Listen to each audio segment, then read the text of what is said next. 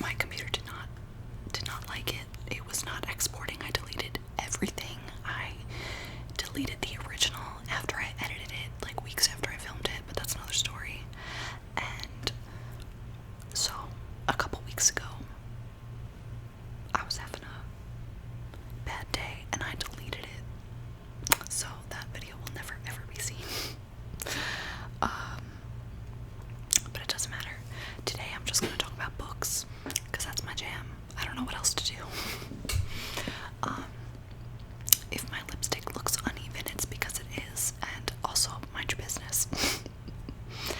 Every time I go like a really long time without wearing makeup, I like specifically like a full face and like extra like that, I feel like I look like a child who got into their like mother's makeup. Like I don't look right. Like some people will put on makeup after a long time and be like, oh my god, I look fresh, I look like me again, but I look like a child for some reason. I don't know. So like, let's just go, because I can't make this video too long because my computer will be like, fuck you. Yeah. Also, dark lipstick inspired by, I was watching Buffy last night, and Faith, our queen, that's it. No further explanation. So, just a few books I've been reading lately. Let's start with what was on top, which is It. If you have, I somehow forget how to make a video now, all of a sudden. I've been working all day from home on the phone, so if I have like my customer service voice on in the beginning, I'm sorry. Yeah, so I don't know if you know, this was in another video of mine a while back. I started reading it when I got it last September, which was about like a year ago now, and I couldn't get through it. I got like almost 200 pages in and I was like, that's good, but like in comparison it was like here. So I got very discouraged and I read other books instead. But I don't know, this just seems to be the year to get shit done like this because it's a mess this year. So I decided to give it another shot in August, I think it was, and I did it. I read the whole thing. It was fucked up, but I did it. And a lot of people complain about this book for a lot of reasons. One being that if they feel that there's too much detail, which I understand, some of it makes sense because you have to.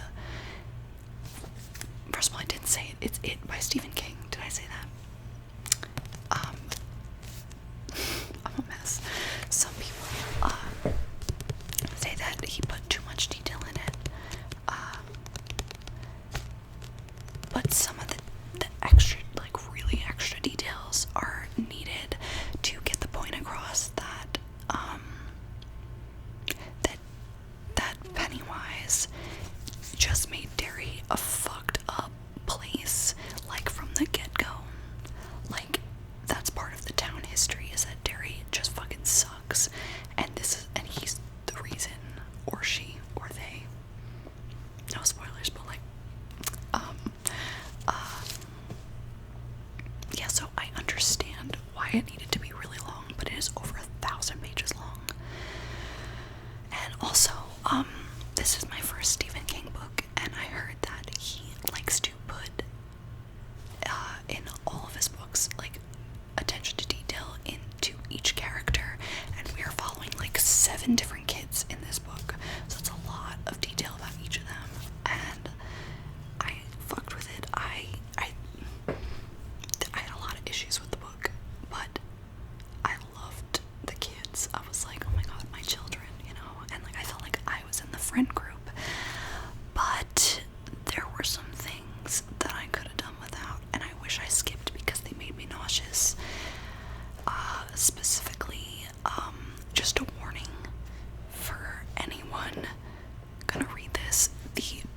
Hochstetter chapter, which you'll know which one because he's in the name of the chapter. That chapter, just be warned, there are like so many things wrong with it. And then there's the thing that I heard about from my friend who hadn't read the book, and it fucked me up. She said that there was a scene towards the end that takes place with all 7 kids, and I'm not gonna like get into detail because it's disturbing, but it has to do with doing things with Beverly, the only girl of the group, as children, and it was so unnecessary. They said they did it because it was our idea in the book, and their explanation for it was that it was their way to get out of the tunnel, and she said that they needed to feel close to each other, but I feel like there are other steps before you get to that one, and like Stephen King, what the fuck, like, you know, it was really unnecessary, and I didn't like that. And I also don't like the way he talks about Beverly. When he's describing her, he does not do it to the other kids, but when he's talking about Beverly, suddenly like her breasts come into play, and I'm like, this is a literal child, but okay. But I'm probably gonna read more King eventually. If you have any recommendations, because he has like a million fucking books, let me know.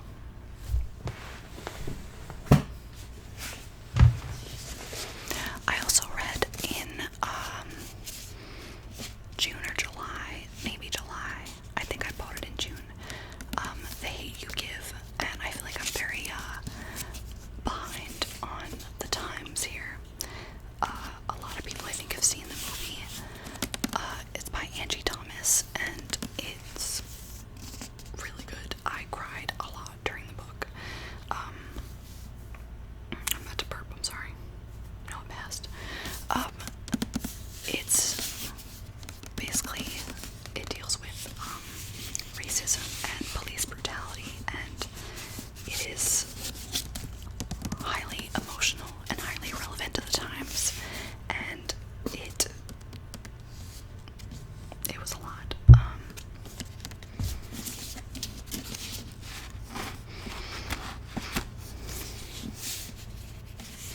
The main character's name is Star, and she watches her. Is this a spoiler? I don't think it's a spoiler.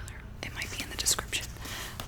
She watches her childhood best friend get killed and by a police officer, and it is intense. My favorite, because there's a lot to talk about with it, but my favorite thing about it that made me feel really close to the characters is that they were all, her and her 2 childhood friends, were really into Harry Potter, so there's a lot of like random Harry Potter references, and that made me feel so much closer to them because it made me feel like my own friend group, and like growing up as a kid, and I just thought I would add that in because I'm not good at talking about books like straight up.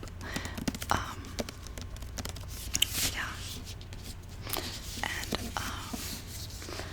in 2021 there's gonna be a book by Angie Thomas called Concrete Rose, and it's gonna be about Star's dad, which I found so interesting because he is like a whole other subplot. His past and like his present and everything is just, it's a lot, and I am really excited to read that actually. Okay, I keep going to talk into more about these books, but I'm trying to like move it on here. You're probably sleeping by now anyway, aren't you? Or not, because I'm like, nah, I'm obnoxious as fuck and I can't speak.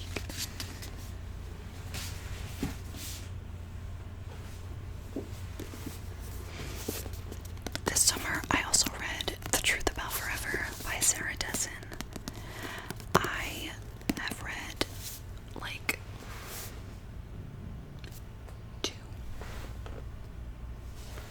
two Sarah Dessen, they're down there, the red one and the white one.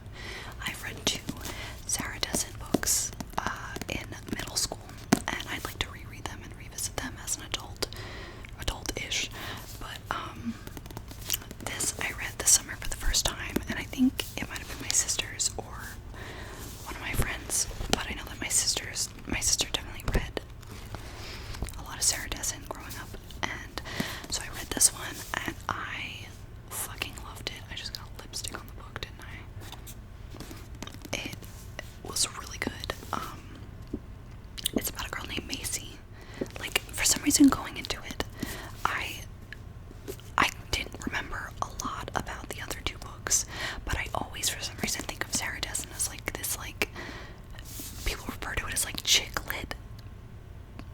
like kind of like a chick flick, but like it's actually like really fucking deep, and I got very emotional. I cried a couple times, and like she deals with so many like heavy issues, and like I don't know, I found a lot of it to be like very inspiring,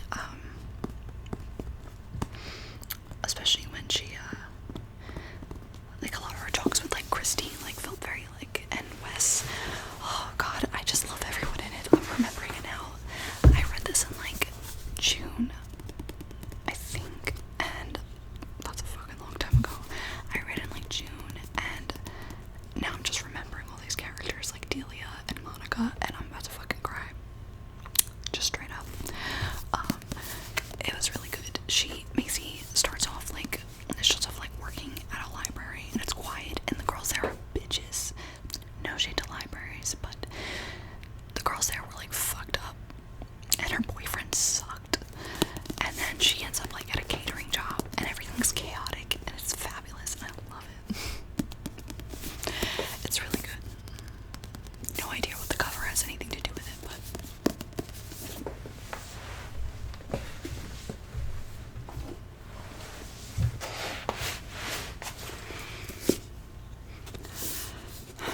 I also read So Close to Being the Shit, Y'all Don't Even Know by Loretta. I love Loretta. And this book is like literally, first of all, the cover and then the back is so funny to me. I love it. She, if you don't know Loretta, she's mostly known for her role as Donna on Parks and Rec. And reading this was like, it was like having a conversation with like a friend, because it's just so chill, and I very much enjoyed it. And it was like just hanging out and talking to Retta, and I thoroughly enjoyed. I flew through it, but I also took me a while to read it, because when it comes to like non-fiction books, I tend to put them down for a long amount of time and then pick them up again and then just like read and then stop. I'm like not good at flowing through them, but it was fast, because it was literally like just hanging out, and I really liked it. And yeah, oh, and it's a signed edition. I got it on like the Barnes & Noble website like 2 years ago. I got lipstick on the book. Yeah, there she is.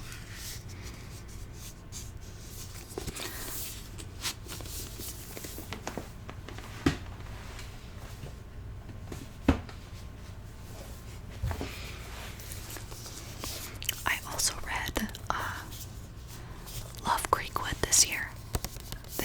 Well, yeah, this year, but like in the past couple months. It by Becky Albertalli. Is it novella or novella? Novella from the Simon verse, which includes Simon versus the Homo sapiens agenda, or Love, Simon the movie, Leah on the Offbeat, and The Upside of Unrequited, which I have not read yet. But I didn't know that it was a Simon verse novel until this one. I didn't know until like recently. But it is basically, it's a little quick read, and it's so fucking good. I laughed, I cried. It was really good. It is basically it is emails during their first year in college between Simon, Bram, Leah, and Abby, and it's really good. I love it, and I love these characters. I already did, but I love them even more. And they, like, it just takes you on such a journey for just being emails. Like, it really, especially since these are like modern day kids, so they're not only emailing each other, they're also texting, calling, like visiting each other.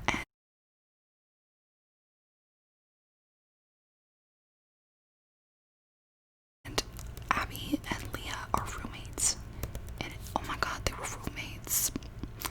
They but we still get so much out of their story from just emails, and like it's not even in like a non-realistic way. I very much enjoyed this. It was so good. I really liked that the book was yellow. I thought it looked really cool. Where is it? Like that. And it's like shiny. I like it.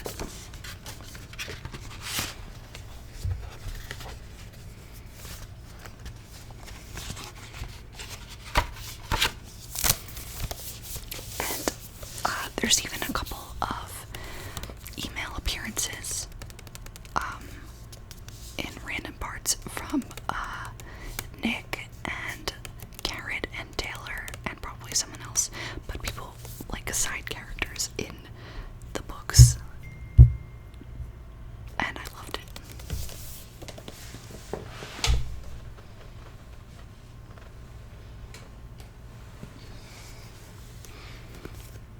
The last book I'm going to talk about, because I have to go, is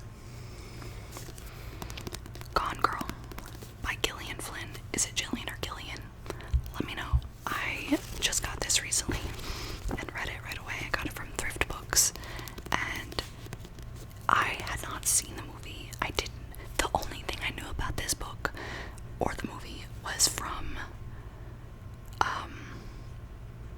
the Cool Girl monologue. Was the only thing I've ever seen, and I'm not sure why I even saw that, but holy shit.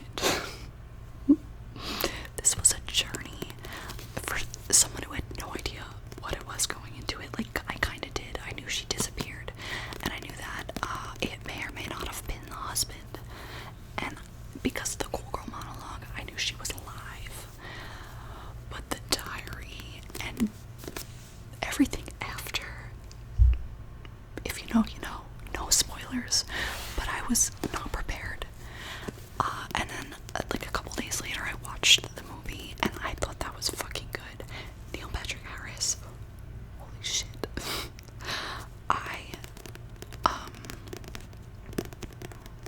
Parts of the movie I liked better than the book, but parts of the book I liked better than the movie. Except I was, the Neil Patrick Harris scene, that one scene, I was a little traumatized by, because I love Neil Patrick Harris, and I was like, anyway, so, but yeah, that's that. I'll probably make more book videos soon, because that's not even all I've read lately, and I'm still reading books. As usual, if there are any book recommendations you have for me.